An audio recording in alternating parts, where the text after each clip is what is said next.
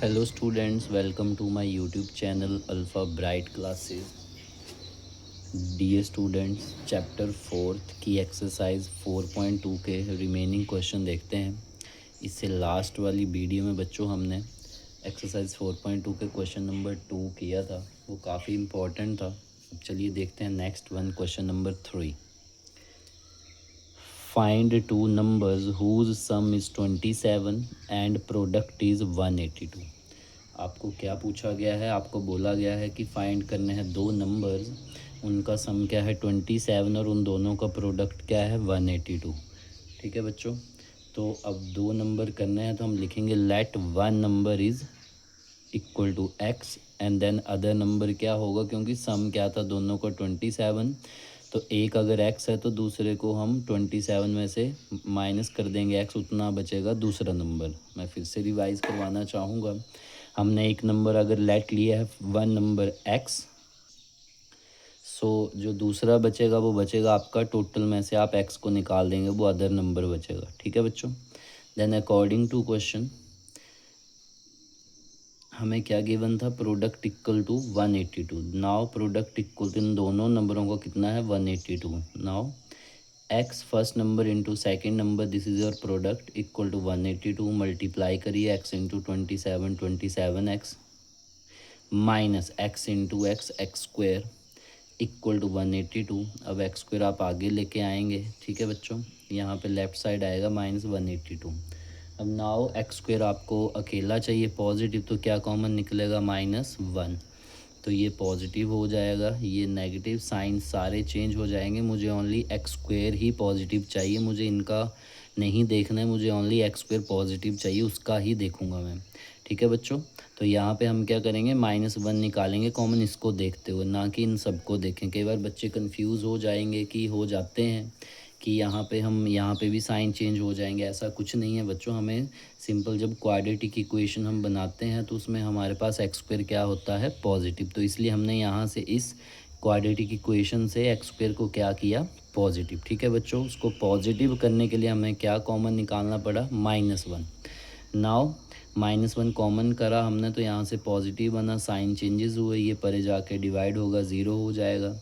तो हमारे पास जो बचेगा x square -27x plus 182 equal to 0। ठीक है बच्चों, तो यहाँ पे मैंने बताया था कैसे आप फैक्टर्स बनाते हैं, तो हमेशा फर्स्ट और लास्ट को मल्टीप्लाई करेंगे, x square into 182, this is your 182 x. ठीक है बच्चों, नाउ इसके बाद जब हमारे पास 182 एक्स स्क्वेयर आ चुका है, तो जो हमारे पास 182 है उसके आप फैक्टर बना के देखिए।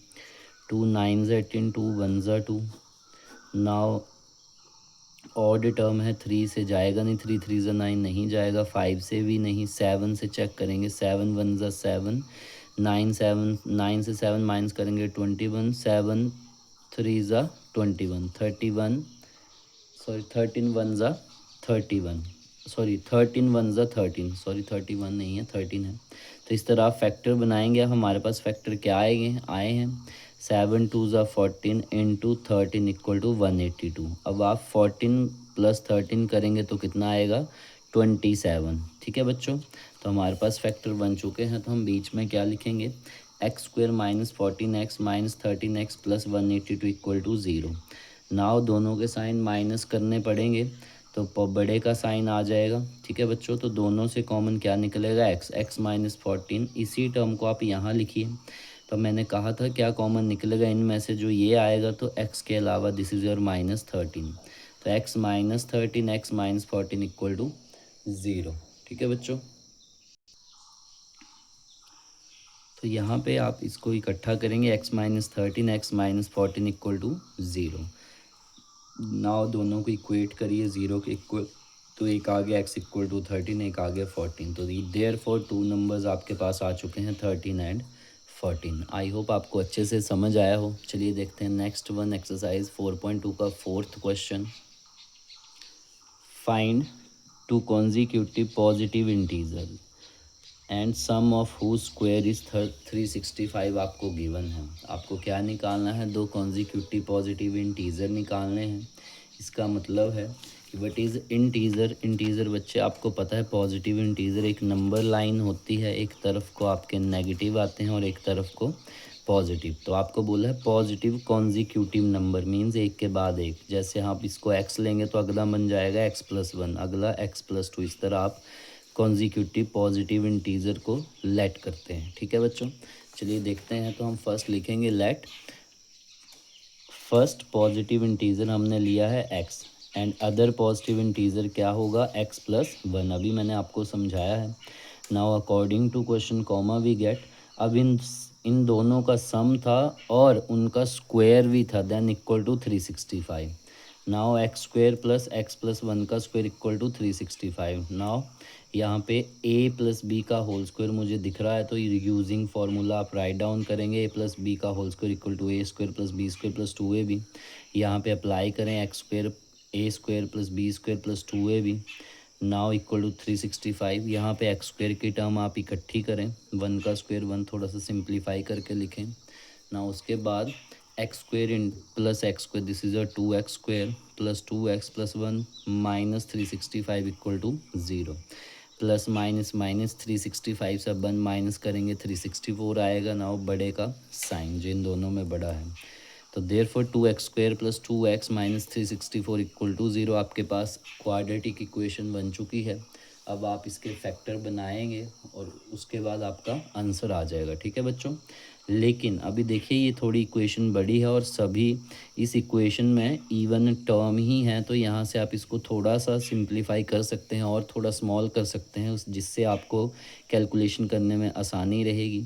तो यहाँ पे आप क्या कॉमन निकालेंगे? टू। ठीक है बच्चों, तो यहाँ से टू कॉमन निकला तो एक्स स्क्वायर प्लस एक्स, ये इसको टू से डिवाइड करिए, this is 182 equal to zero.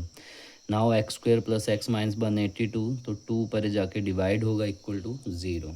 तो अगेन फर्स्ट और लास्ट आप क्या करेंगे? मल्टीप्लाई।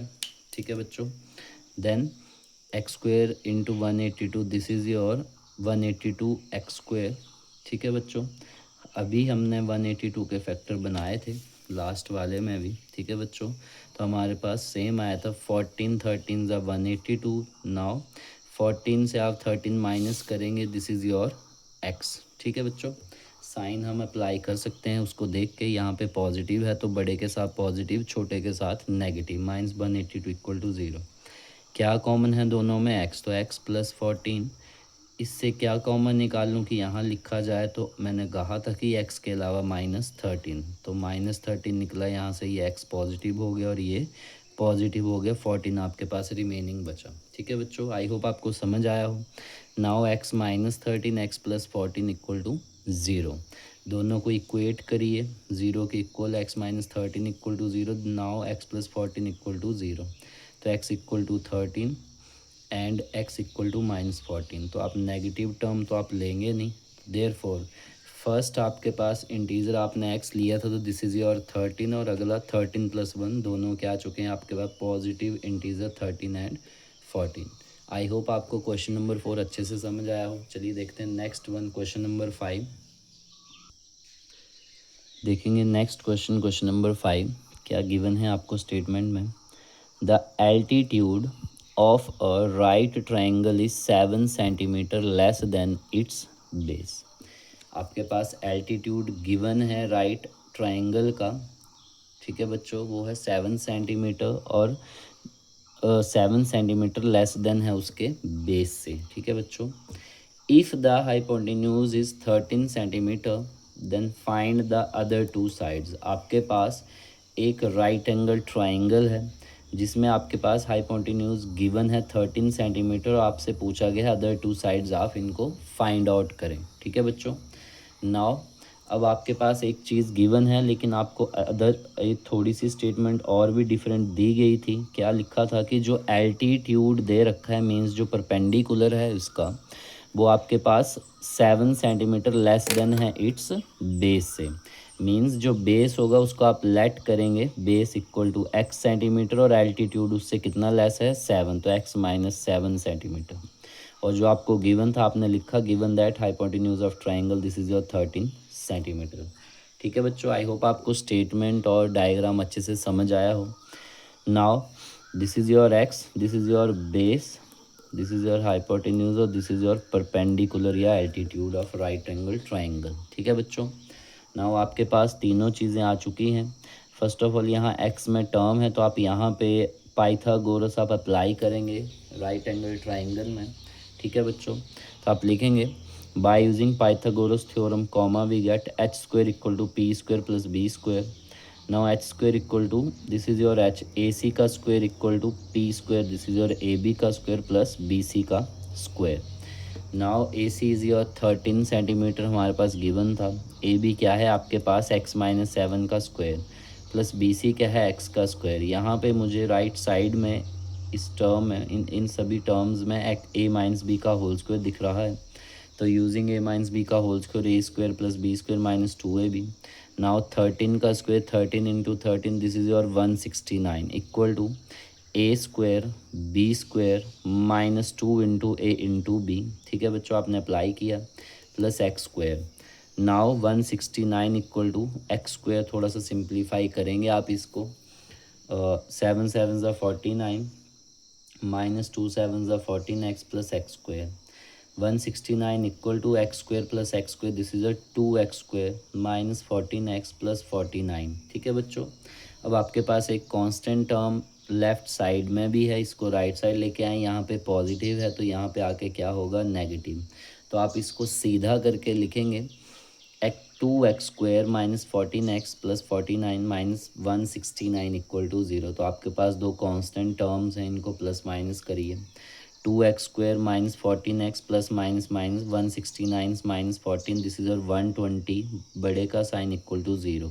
आपके पास क्वाड्रेटिक इक्वेशन आ चुकी है, लेकिन जैसे हमने लास्ट वाले क्वेश्चन में क्वेश्चन नंबर 4 में हमारे पास थोड़ी सी बड़ी थी क्वाड्रेटिक इक्वेशन, तो जिससे हमें कैलकुलेशन करने में थोड़ी दिक्कत आती है, तो इसलिए हमने क्या किया कि उसको थोड़ा छोटा किया था। तो वैसे ही यहाँ करेंगे, क्योंकि लास्ट टर्म कांस्टेंट टर्म आप चेक करेंगे तो इवन में ही आएंगी, तो सभी 2 कॉमन आप यहाँ से निकाल सकते हो। मीन्स सभी को 2 से आप डिवाइड कर दें, तो यहाँ से 2 से डिवाइड करा मीन्स 2 कॉमन निकालो, तो यहाँ पे एक्स स्क्वायर बचा। 2 से करा तो 7x बचा। 2 से करेंगे तो 2 6 12 this is your minus 60 equal to 0। Therefore x square minus 7x minus 60 equal to 0/2 this is your 0। आपके पास क्वाड्रेटिक इक्वेशन आ चुकी है। नाउ एक्स स्क्वायर फर्स्ट और last multiply x square into 60 this is your 60x का square. Now जो आपके पास constant term है इसके फैक्टर बनाए जाएंगे। तो 60 किस किस टेबल में आता है, तो मुझे यहाँ पे 7 दिख रहा है, तो जैसे हम चेक करेंगे तो या तो आप 60 के फैक्टर बना ले अगर बड़ी टर्म है, नहीं तो आप टेबल आते हैं तो उससे भी अच्छा है। जैसे लास्ट टर्म 0 है तो किससे डिवाइड करेंगे 2 से। 2 3 ज़ा 6 0, 2 1 ज़ा 2, 2 5 ज़ा 10। लास्ट टर्म ऑड है तो 3 से शुरू करते हैं। 3 5 ज़ा 15, 5 1 ज़ा 5। आई होप आपको समझ आया हो। ठीक है बच्चों, नाउ यहाँ पे बीच में 7 था, तो देखो बच्चों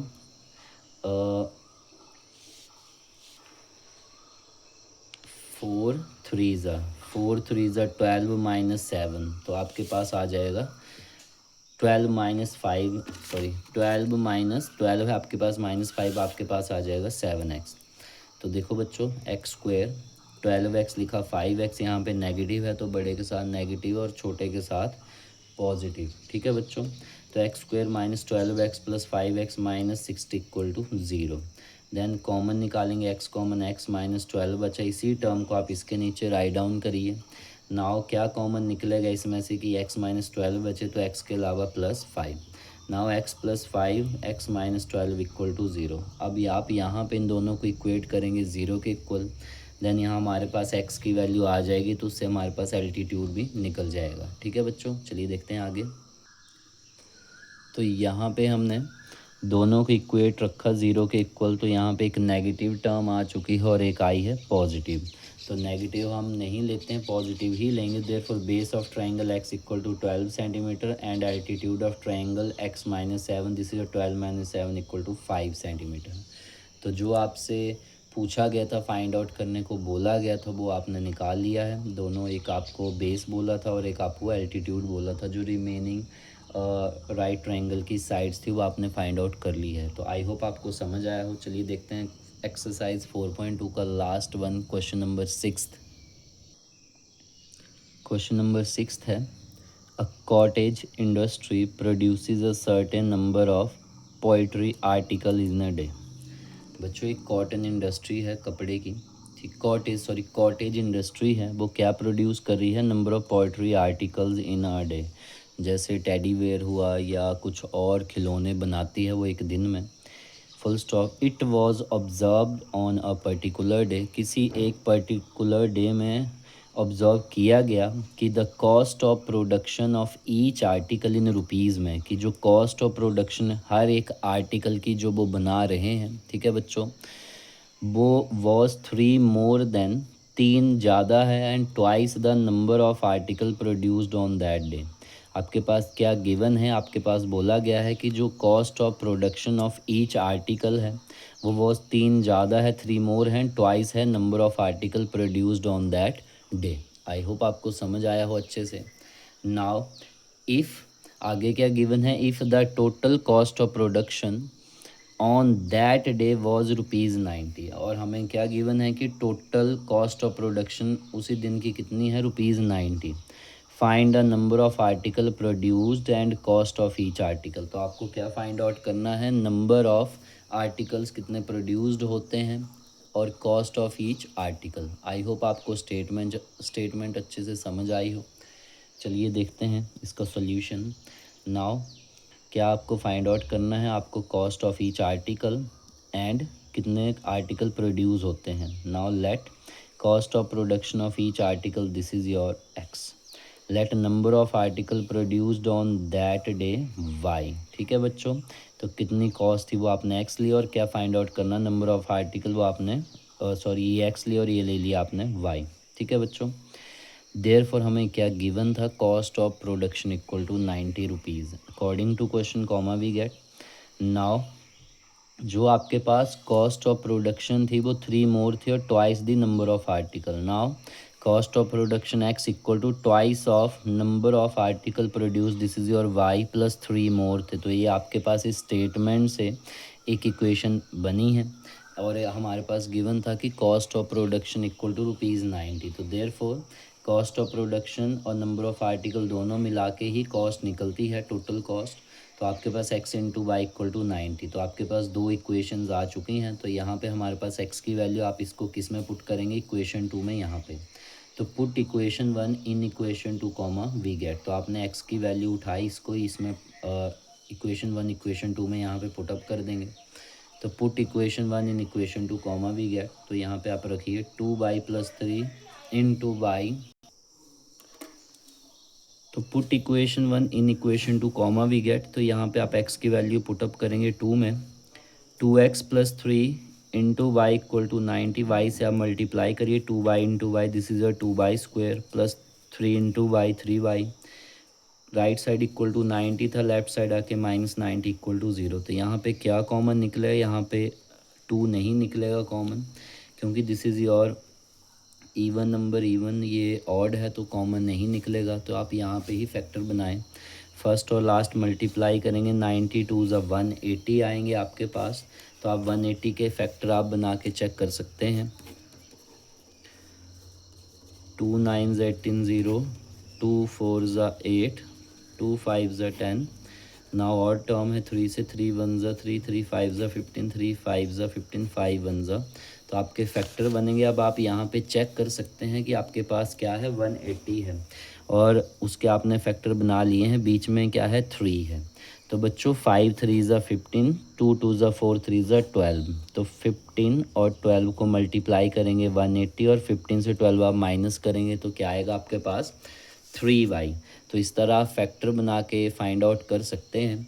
तो नाउ 2y स्क्वेयर, यहाँ पे आपने क्या राइट डाउन किया, plus 15y minus 12y minus 90 equal to 0।